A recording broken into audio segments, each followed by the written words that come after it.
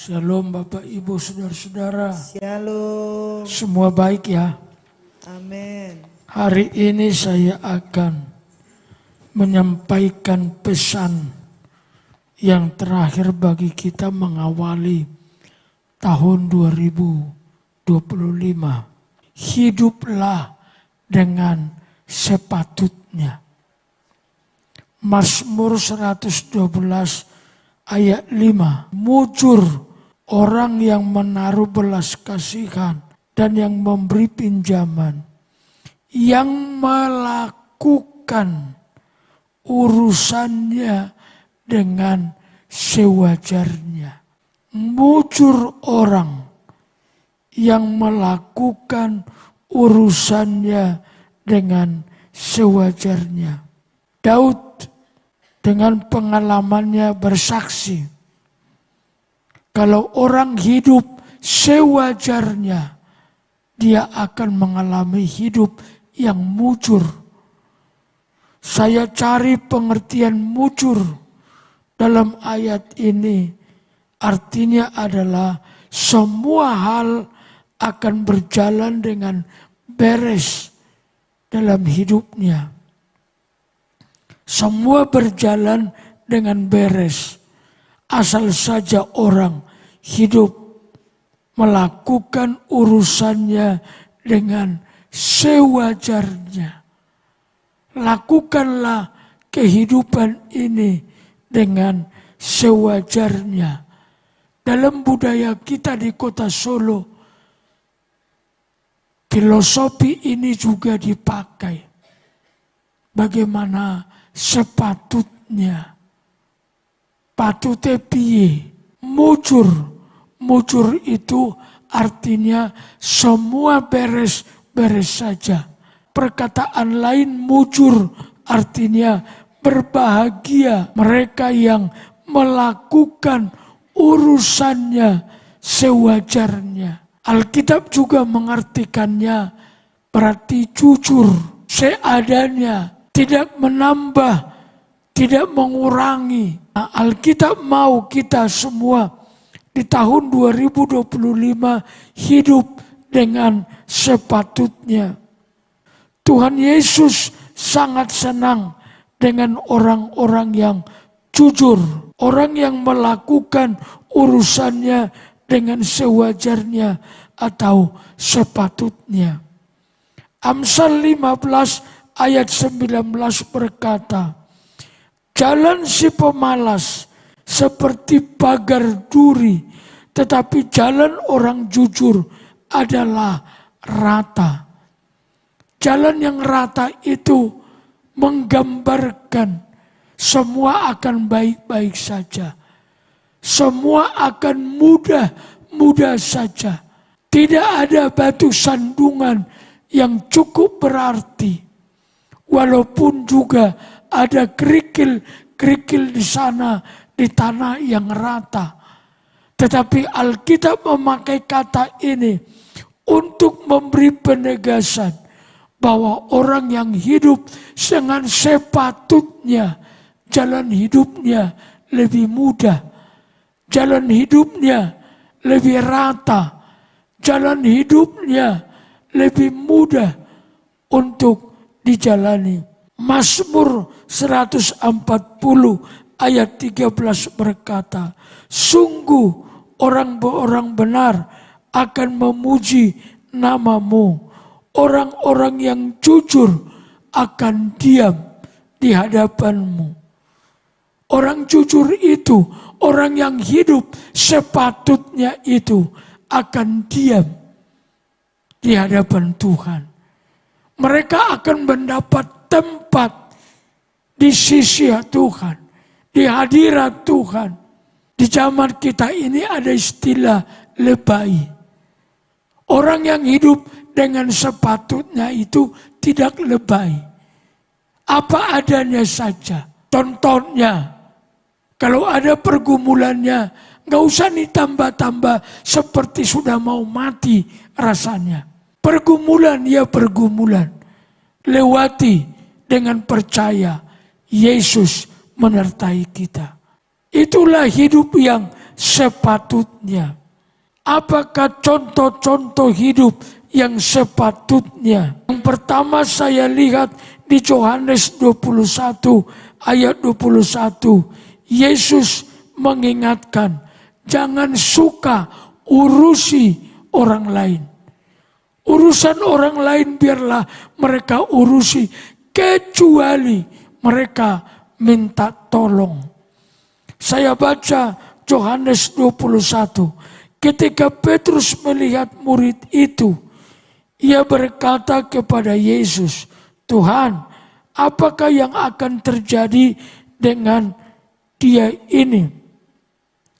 Jawab Yesus, jikalau aku menghendaki supaya ia tinggal hidup sampai aku datang, itu bukan urusanmu, tetapi engkau ikutlah aku. Ayat ini muncul, Petrus satu kali menduga-duga. Setelah Yesus cerita, salah seorang di antaramu akan menyerahkan anak manusia untuk disalibkan. Petrus dengan cepat bereaksi. Wah, ini Yohanes ini. Lalu dia bilang, Yesus, apakah dia tunjuk Yohanes? Dan kalau dia, bagaimana nanti akhir hidupnya? Tuhan tidak bilang Yohanes, Tuhan tidak bilang Judas, Tuhan Yesus tidak bilang siapa-siapa. Tapi responnya Petrus begitu cepat, seperti dia tahu bahwa Yohanes akan mengkhianati Yesus. Lalu Yesus bilang, seperti ini, bagaimana kamu bisa ngurusi itu? Saya tidak mengatakan siapa-siapa. Itulah kebiasaan kita. Dan jadi kita tidak dengar spesifik apa-apa. Cuman karena kita ngomong ngalor ngidul. Lalu kita suka menebak, oh karapeki. Padahal bukan itu tujuannya.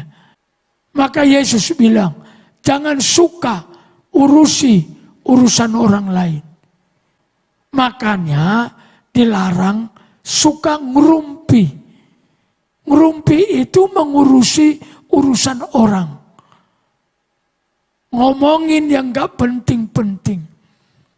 Nah, orang yang hidup sewajarnya, di dalam Alkitab dikatakan jangan suka mengurusi orang lain.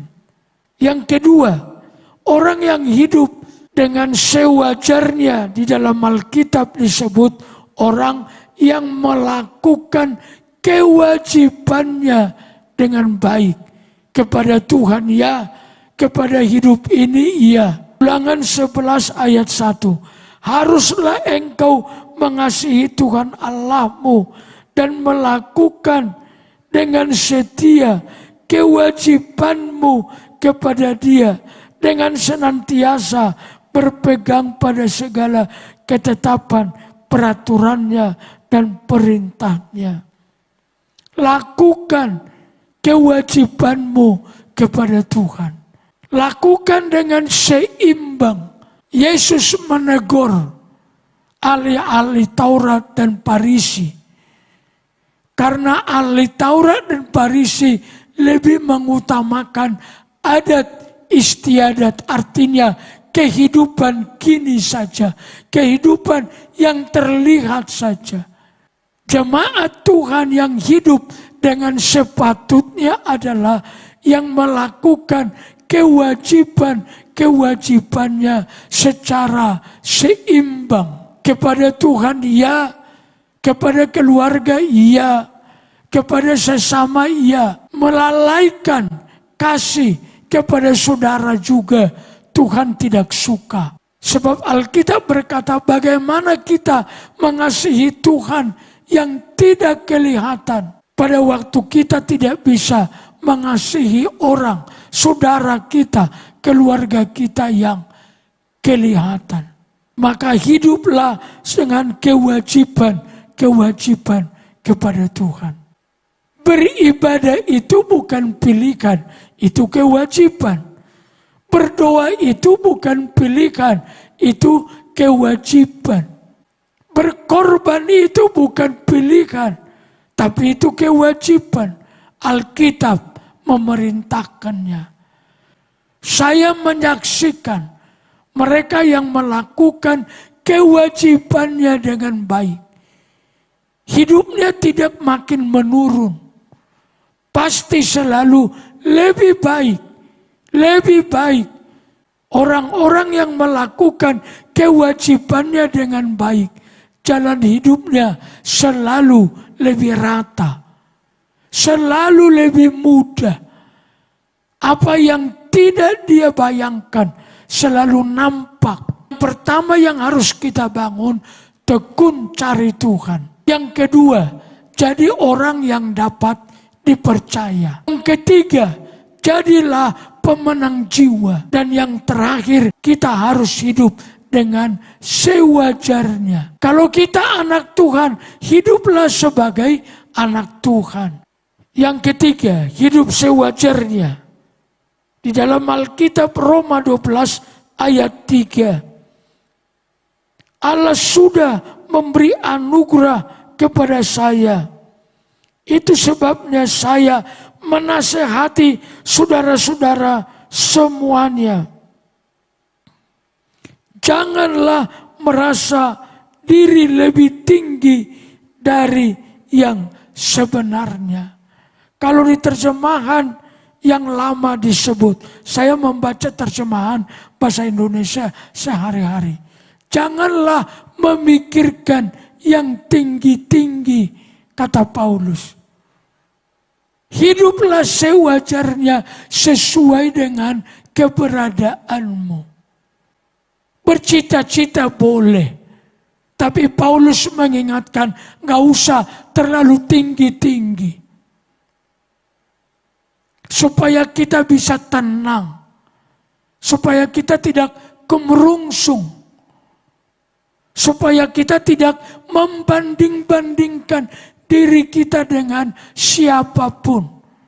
Yang terakhir, Alkitab berkata hidup dengan hidup sewajarnya adalah tidak khawatir terhadap apa yang tidak perlu dikhawatirkan. Baca Matius 6 ayat 34. Sebab itu janganlah kamu khawatir akan hari besok.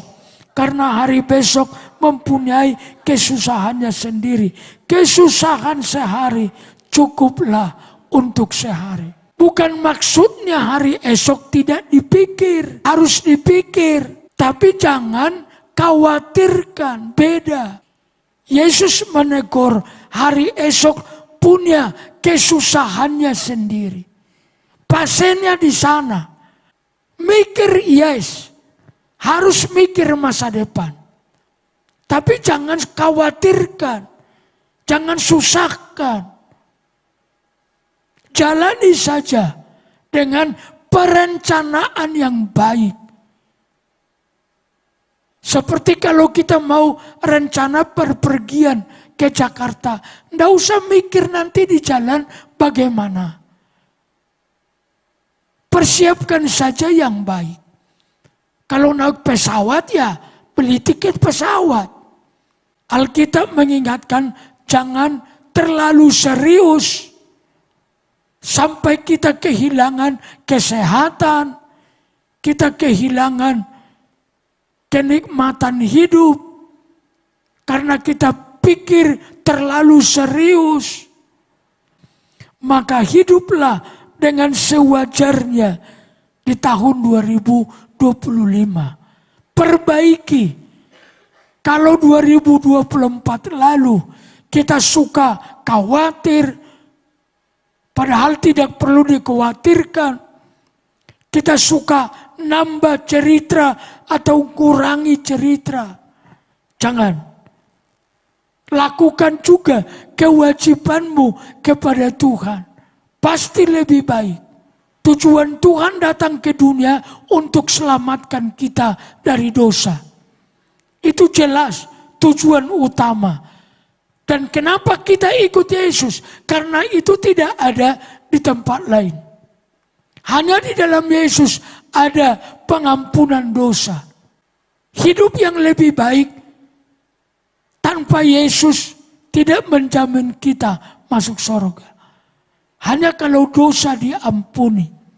Yang kedua, saya selalu bilang, Tuhan datang ke dalam dunia supaya hidup kita lebih baik. Bukan hanya karakternya, keberadaannya juga lebih baik. Saya tidak pernah lihat anak-anak Tuhan, orang-orang Kristen yang sungguh-sungguh loh ikut Tuhan, hidupnya makin terpuruk, nggak ada. Pencobaan boleh datang untuk memurnikan iman. Tapi pencobaan tidak pernah diizinkan untuk merusak kehidupan kita. Alkitab tidak meniadakan pencobaan. Pencobaan harus ada. Karena hanya pencobaan yang bisa mengukur, memurnikan iman kita. Iman kita terukur saat pencobaan datang. Dan iman itu makin dimurnikan saat pencobaan datang. Tuhan akan jaga pencobaan tidak sampai merusak hidup kita. Ingat kisah Ayub. Tuhan tetap menjaga Ayub. Hal-hal yang boleh diizinkan dilakukan iblis, dilakukan, diberikan. Tuhan bilang selalu, silakan bikin dia sakit, tapi jangan ganggu nyawanya. Itulah sebabnya Ayub kalau dibiarkan sepenuhnya pasti sudah mati. Tapi Tuhan baik. Tuhan memakai Ayub sebagai contoh iklan rohani dari masa ke masa, dari zaman ke zaman. Tapi jangan lupa, hidup Ayub lebih baik lagi setelah dia melewati semua pencobaan hidupnya. Di antara kita ada anak Ayub, Yemima. Di antara kita ada anak Ayub, Kesia. Di antara kita ada anak Ayub, Keren. Nama 3 anak ini selalu dipakai banyak orang. Kenapa? Karena anak inilah katanya anak pencobaan boleh datang. Tapi pencobaan tidak untuk merusak. Tapi memperbaiki iman kita lebih murni. Sehingga kita layak menerima berkat yang lebih lagi. Kalau kita tidak dimurnikan seperti Ayub, kita tidak bisa menerima berkat 2 kali lipat seperti Ayub. 2 kali lipat itu setelah selesai melewati pencobaan dan dia menang. Banyak orang berharap berkatnya makin bertambah. Tapi tidak mau naik kelas. Kita diberkati itu sesuai dengan pasennya. Maka ada pencobaan. Pencobaan itu menaikkan kelas. Kita dinaikkan kelas. Lalu Tuhan tambahkan lebih daripada sebelum naik kelas. Itu contoh paling bagus itu Ayub. Ayub itu melewati pencobaannya. Akhirnya Tuhan kasih 2 kali lipat. Bukan saja harta, umur juga 2 kali lipat. Sebab Ayub itu melihat buyutnya. Bukan sampai cucu saja. Generasi keempat dari Ayub masih sempat dilihatnya, kata Alkitab. Jadi hidup sewajarnya. Ikuti apa yang Tuhan izinkan. Terus percaya. Kalau itu kita hidupi pasti lebih baik. Jangan gampang berkecil hati. Jangan gampang kehilangan semangat. Tuhan tetap sama. Tuhan kita tetap sama. Hari Jumat kemarin Ibu Gembala memberikan renungan. Kuasa Tuhan tidak kurang untuk menolong kita. Kuasanya selalu ada.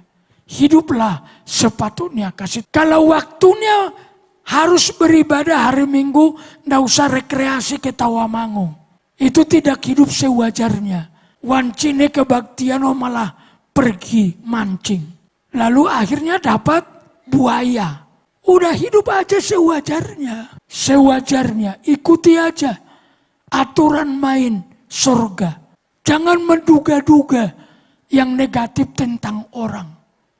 Nggak usah hakimi siapapun. Mari kita saling belajar apa adanya. Pasti Tuhan tolong. Pasti Tuhan tolong. Inilah yang Tuhan taruhkan di hati saya. Dan untuk ayat terakhir, saya mau baca Mazmur 37 ayat 37.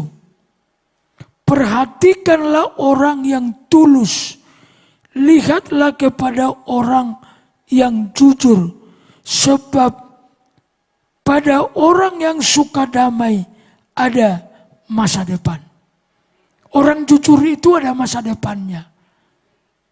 Orang yang tulus itu ada masa depannya. Jangan dianggap itu sederhana. Satu-satunya alasan Yusuf, suami Maria, menjadi bapak Tuhan Yesus adalah karena ia seorang yang tulus hatinya. Salah satu filosofi hidup saya selama berumur 62 tahun ini adalah Amsal 4 ayat 23, jaga hati. Karena itu menentukan jalan hidup. Jaga sewajarnya saja. Semua orang bisa membuat kita tersinggung. Itu hak mereka. Tapi hak kita untuk tidak tersinggung. Amin. Semua orang berhak mengejek kita. Tapi kita berhak untuk tidak marah. Pikirkan hidup yang sewajarnya. Bertetangga juga hidup sewajarnya. Di kantor hidup sewajarnya. Di gereja hidup sewajarnya. Pasti mujur. Mujur itu bahagia. Mujur itu semua beres.